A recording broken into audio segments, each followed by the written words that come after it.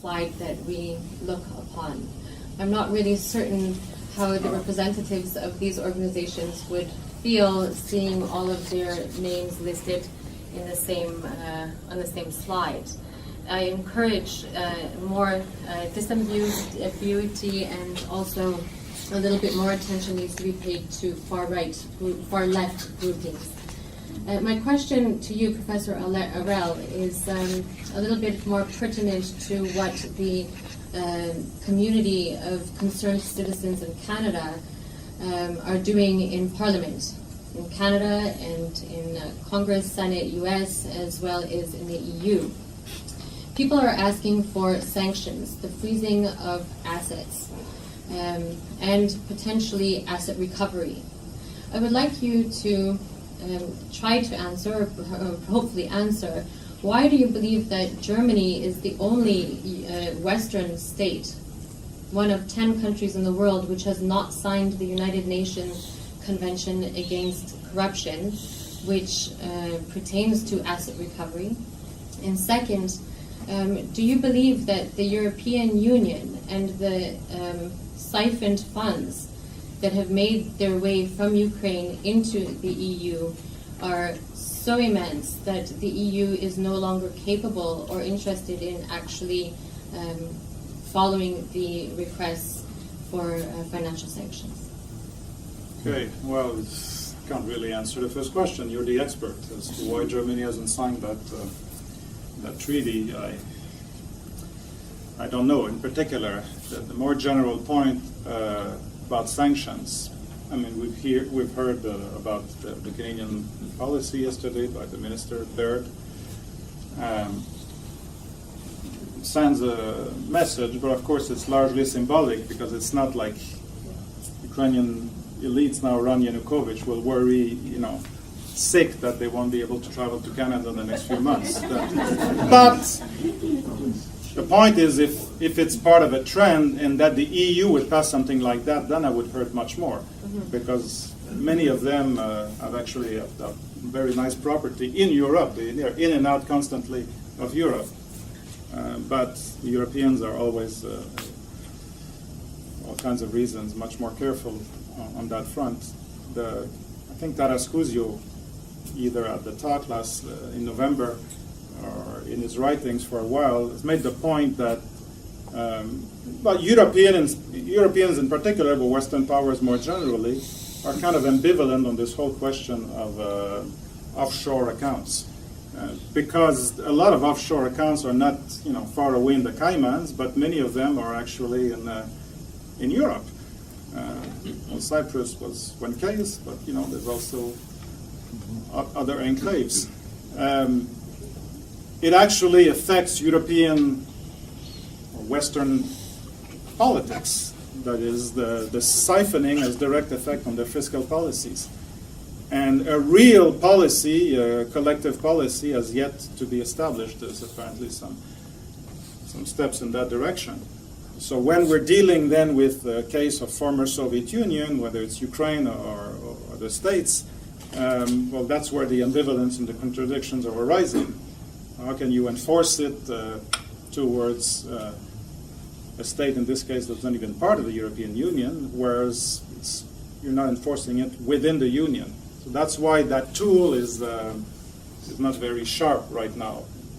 The tool of targeted sanctions in terms of preventing individuals from traveling has been more frequently used, but again, the Europeans are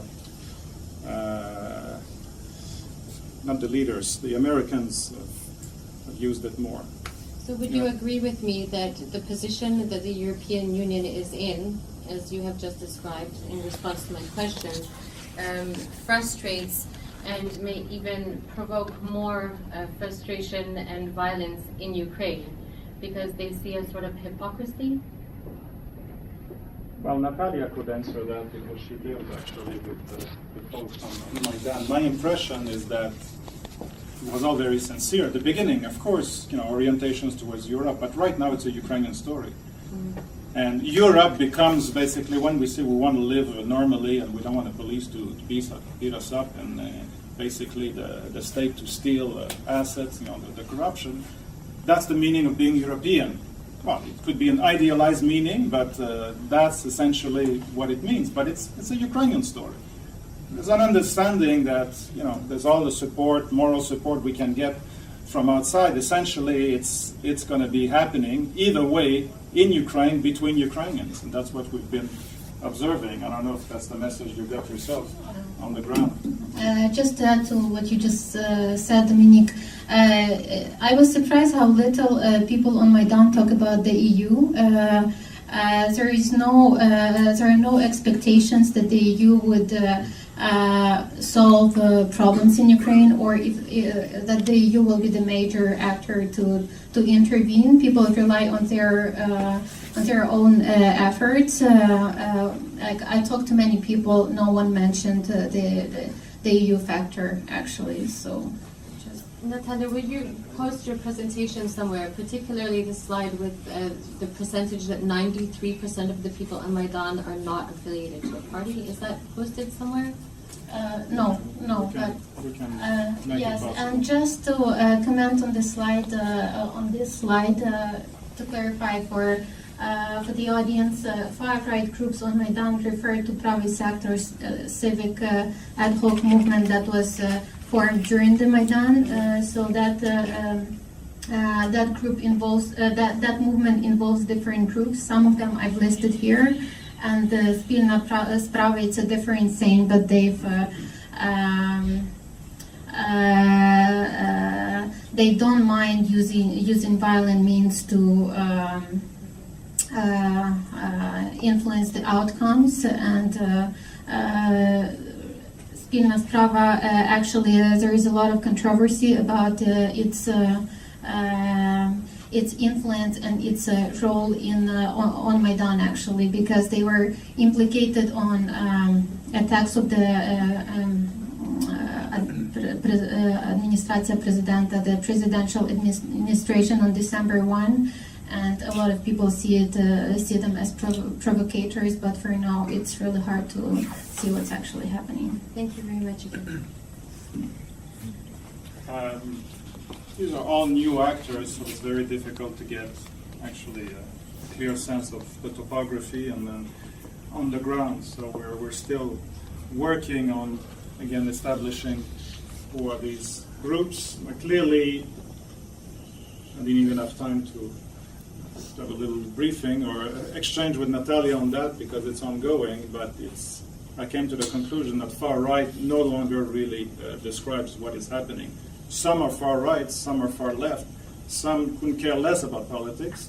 You've got the anarchists, you've got all kinds of groups. But clearly, there was even this stunning interview with an anarchist who explained that they've actually signed a truce with the Pravy sector because they couldn't disagree on everything except on the cause right now of basically changing the regime. So they've agreed not to attack each other and to man the barricades. But then we have one of the experts on the far right in Ukraine, Anton Shakhovtsov, who was at the Danilou seminar last year.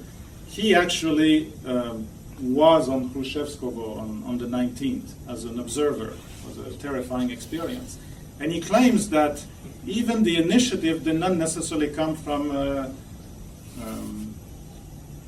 Pravy sector, that after Maidan was there as well. So again, it's very, very difficult to get a good grasp on who is actually leading the way. The only certainty, so to speak, that it's certainly not coordinated by political parties, including Svoboda. I'm not saying Svoboda doesn't play a role, but it doesn't play that kind of role that, let's say, a month ago, if we had imagined, okay, if it turns violent, then we'll see the Svoboda troops, leading the way. It's not what is happening at all. Yes. Добрий вечір. Мене звуть Уляна Гарас і дякую Наталії, Professor Havel, for your insights. I have a question for you with regard to how this movement has evolved in the last 2 months and where it may go. I think in many ways its development and the associated atrocities have caught the world off guard, caught the average Ukrainian off guard, and political parties. So everyone's responses are, I think we can only bow to the courage of all the people who are out there fighting for freedom, truly, and the way that the opposition has responded. If you look back on the past so far, in spite of that, do you see any missed opportunities by the movement that may have accelerated the approach toward victory, I suppose, or reduced casualties and the negative outcomes so far, and moving forward to get to the place that we all want to see, where Ukraine is a place where people can live and walk through the streets without having fear that they will be beaten to death?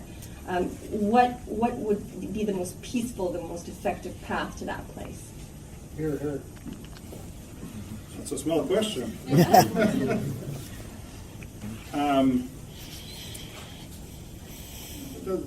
The criticism has been constantly made that the political leaders, the three opposition leaders, are like behind the not behind the Maidan, but kind of a few steps behind the movement.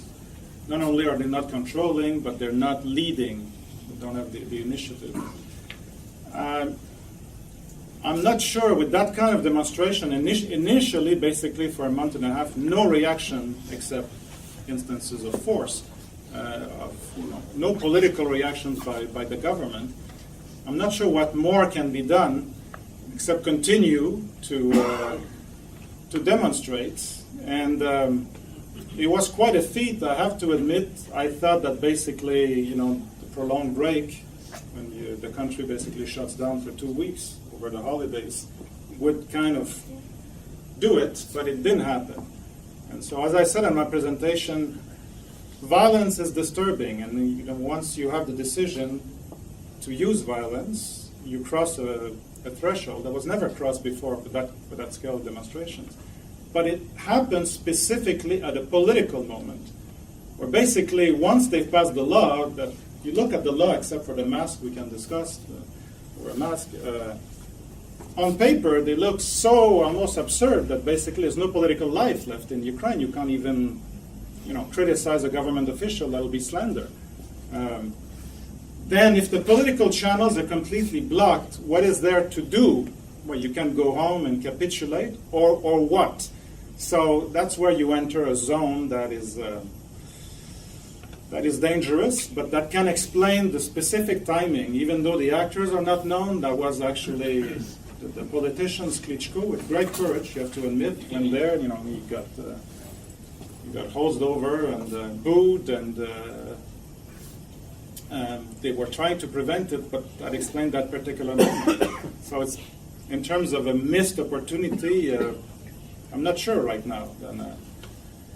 And when everything is said and done, right now the Maidan is relatively some kind of a truce, and the action is political, face-to-face negotiations.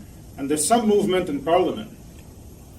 We hear, that's the interesting part. The Party of Regions have been very, I wouldn't use the word monolithic, but in its external face, very difficult to get a gaze into what goes on inside. But we know far more because there was one defection, but a significant one, and she's been talking nonstop. Pana Bohoslovska, yeah. And yesterday, Vinnytsky's blog had a lot of insight to what his sources are, but he was talking about different factors. Bohoslovska, the Akhmetov group, basically, there's about 40 of them, oppose even the discussion about the state of emergency. So there appears to be pluralism, behind closed doors that we hear about. Now, whether that will actually lead to something concrete in terms of the distribution of forces, there was expectations right at the beginning in late November. It didn't happen. We'll see. But at least for now, the action is political, and hopefully that's where it will stay, because all the other options are from bad to worse to worse. Yes? In terms of increasing deterioration, going from worse to worse to worse, and during an emergency, one element that has been not mentioned too often, although sometimes it has, is the military and its position. seems to be a bit of a mystery. In 2004, as I recall, I think the security forces and the military indicated that they really wouldn't care for any bloodshed. Now, and I'm curious to see if Natalia has anything perspective on she heard or popular perceptions of the military perceptions. So maybe if you will answer what your perceptions are on this issue. The military as opposed to the police forces? Yes, exactly. Okay. Did you hear anything in terms of at least the view from the ground? Repeat the question, please. The question is the military, whether the military could become an actor. Yeah. No, not Berkut. The military, the armed forces. Yeah, not the police, a special police. Well, from what I heard, the military will not be. There are a lot of questions about the involvement of the military because there are some doubts to what extent the military is actually loyal to the government. Under Yanukovych, the military has been reduced. There have been many cuts made, and the conditions of the military officers have deteriorated. So I think Yanukovych does not. But it's hard to really know. But Yanukovych does not really rely on the military as its ally. I think Lada has. Yanukovych changed the Minister of Defense a couple of weeks ago to Mr. Medvedev, who is directly much more responsible to Yanukovych than the previous defense minister. Mm-hmm. So he has protected himself in that manner, on top of what you're saying. Yeah, but in terms of on the ground, officers, I think for now the military hasn't really been involved that much because there are some worries in terms of the loyalty of the army and of the military.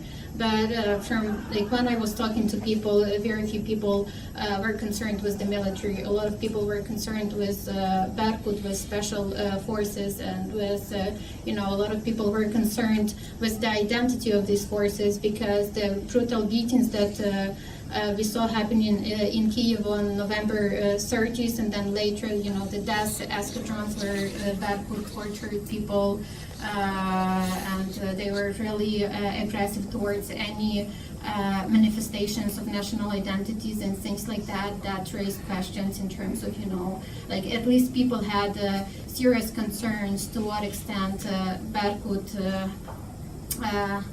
is Ukrainian, or to what extent there are foreign forces enlisted into Berkut. Milana? Milana Nikolko,